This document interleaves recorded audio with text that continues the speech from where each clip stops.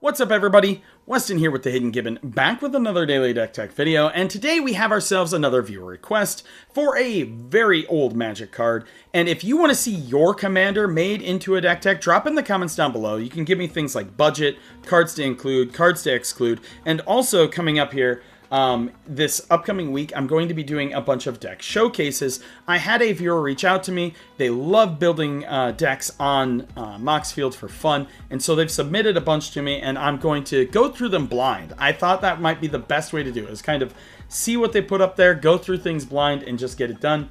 But yeah, without further ado, let's get into this one, shall we? So, the request was for Halfdane, a card originally from Legends. It's a 3/3 Esper Commander, and this deck's coming in today at just under $200. And I used the modernized printing version for the commander here, so that way I could read the modern text to you. At the beginning of your upkeep, Halfdane's power and toughness become equal to the power and toughness of target creature other than Halfdane until the end of your next upkeep, which is very strange for timing. Usually it's like until end of turn, etc. But you know what? It's until the end of your next upkeep. But then at the beginning of your upkeep, you get to choose a new one. Yeah, I know. It's very, very strange. But Halfdane here, we're going to be doing some cloning. We're going to be killing a bunch of people's stuff.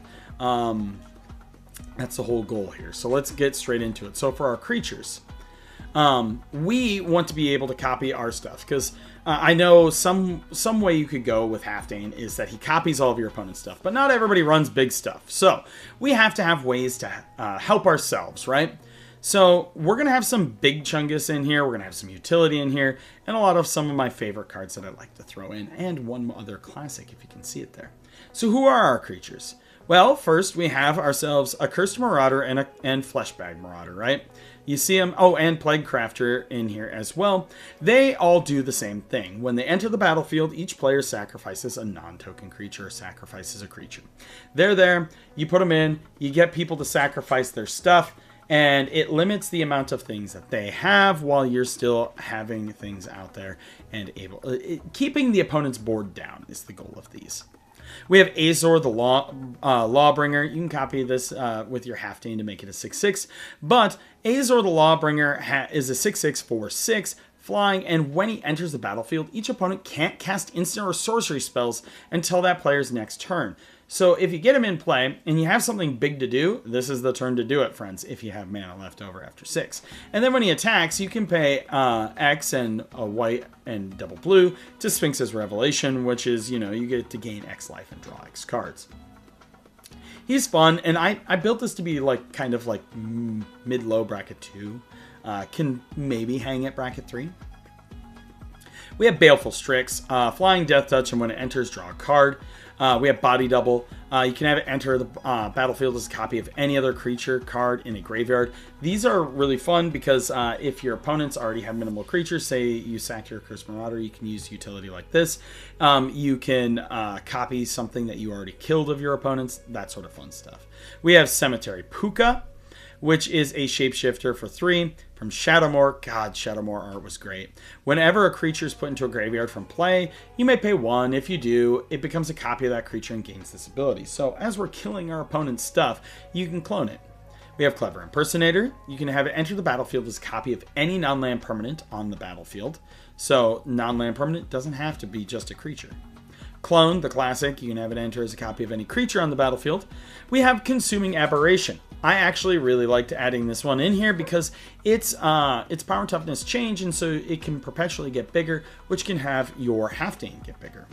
It's a star for 5, and this creature's power and toughness are each equal to the number of creature cards in your opponent's graveyard. See why we have these kill effects in here? Whenever you cast a spell, each opponent reveals cards from the top of their library until they reveal a land card, then puts those cards into their graveyard.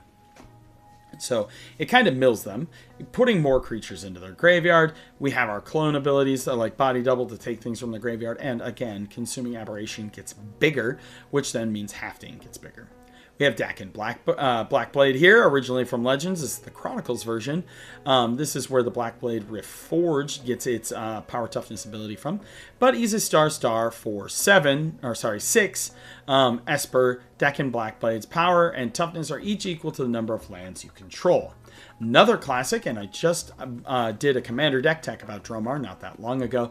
6/6 for 6 flying, and when Dromar the Banisher deals combat damage to a player, you may pay 3. If you do, choose a color, return all creatures of the chosen color to their owner's hand. We have Elenda and Azor. A flying, ward 2, 6/6 for 6.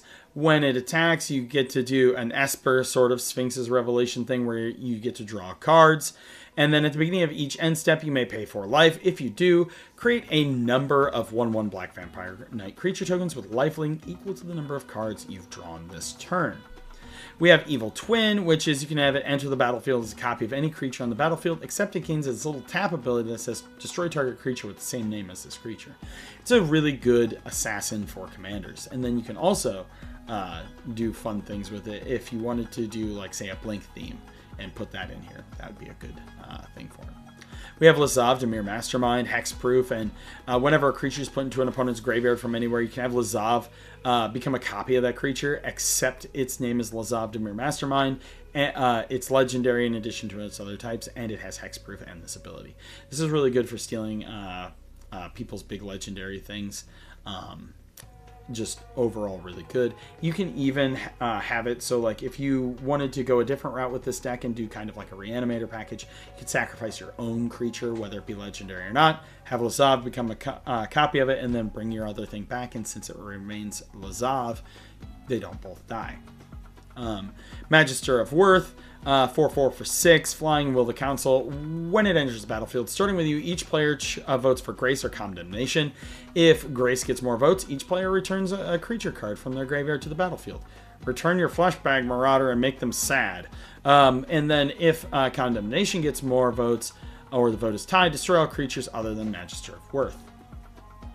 We have Mocking. I love cards like this because it sets up game theory and Prisoner's Dilemma, and I love that stuff. Mocking Doppelganger. Flash.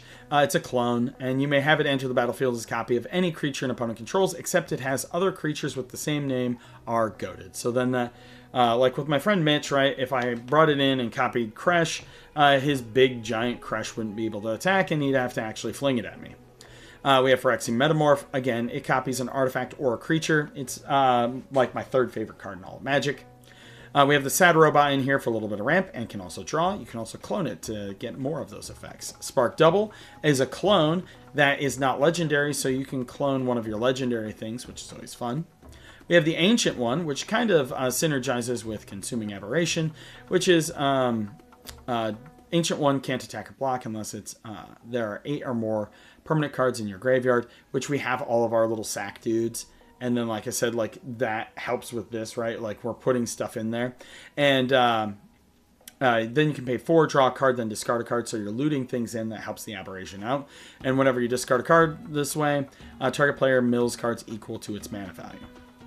And we have a Zero Many Faces.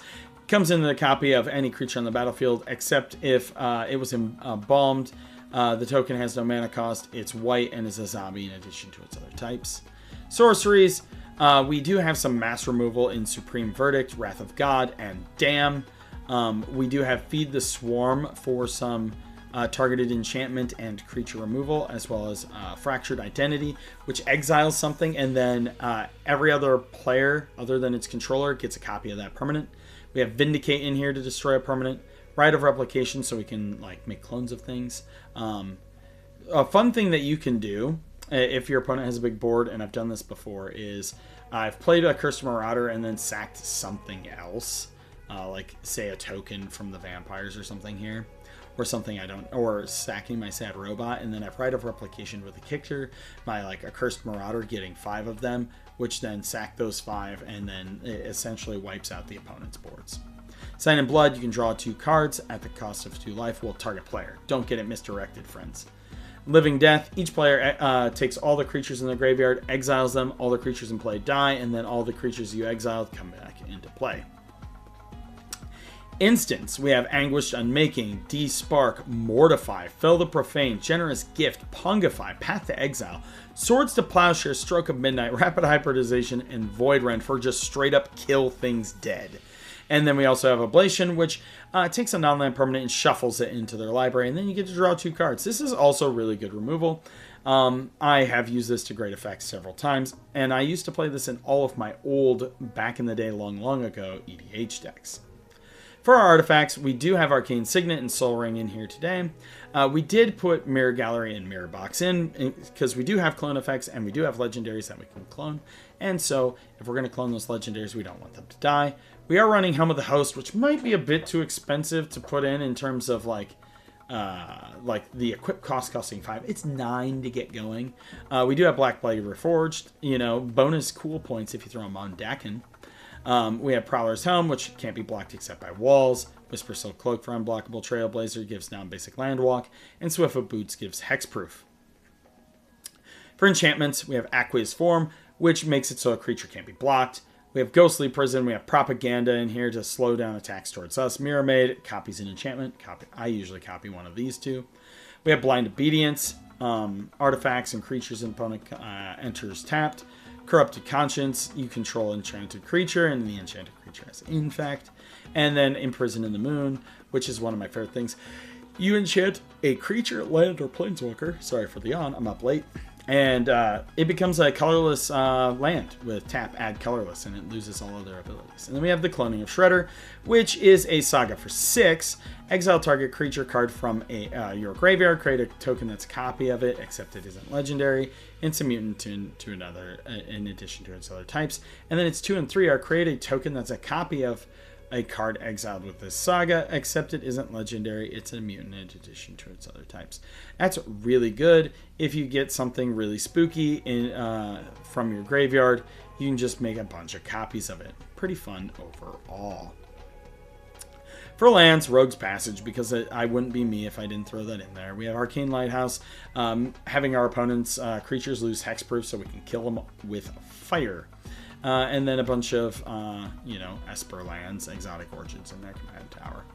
But let me know what you think of in the comments down below. Did I do a good job with this one? I think he's a pretty interesting old commander that can still hang. Especially since, unlike most old cards, he's not like 10 trillion mana, so you can actually get him in play.